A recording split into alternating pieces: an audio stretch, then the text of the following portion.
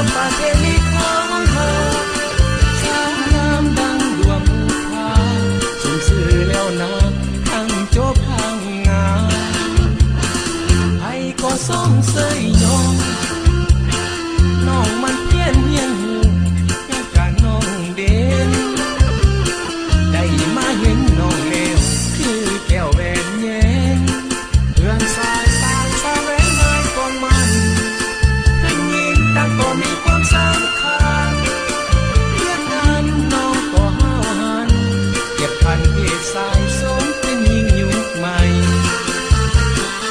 ผู้อ่านข่าวไว้งามนับใจสู้ทนโอดทองามแต่หูแต่จูบบ่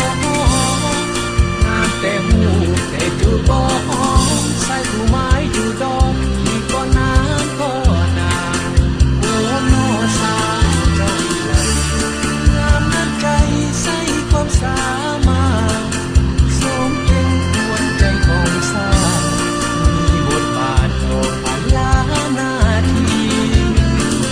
อย่าได้ไล่ลืมเด้ออ้ายอยากมาเคียงไกลสมัครใจไว้ก่อน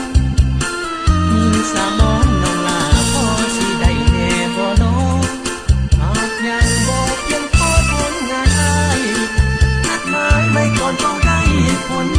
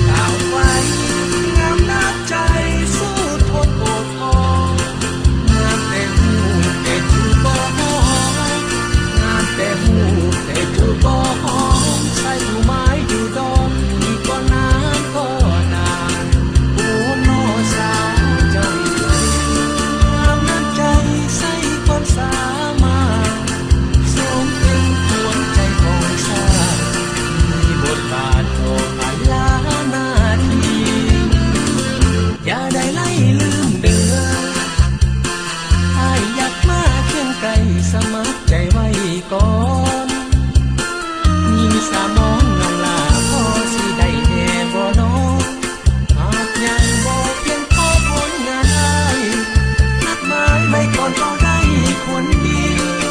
ไม่คอยมาอีกจะปีบอกอ้ายได้ตีพอได้มีความหวัง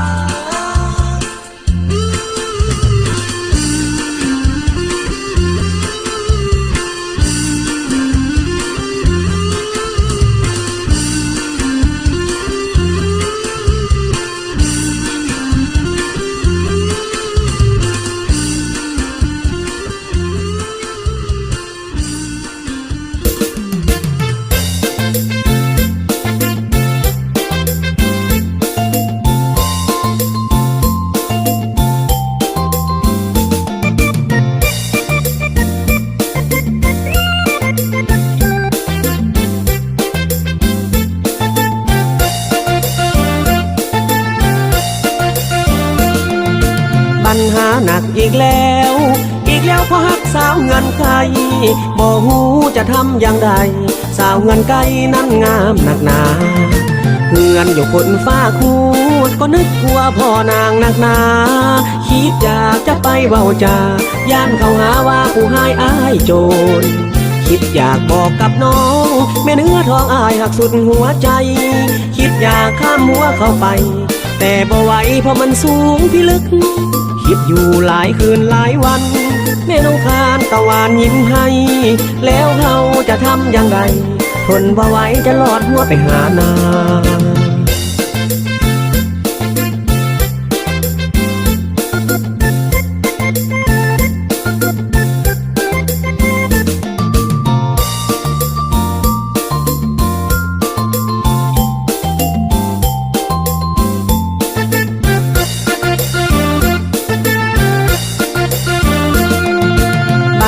หนักอีกแล้ว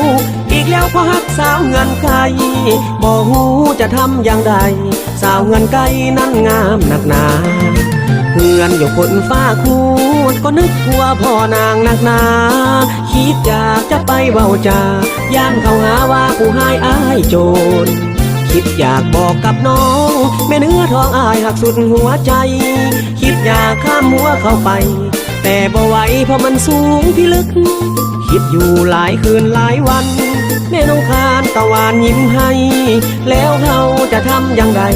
ทนบ่ไหวจะลอดหัวไปหานา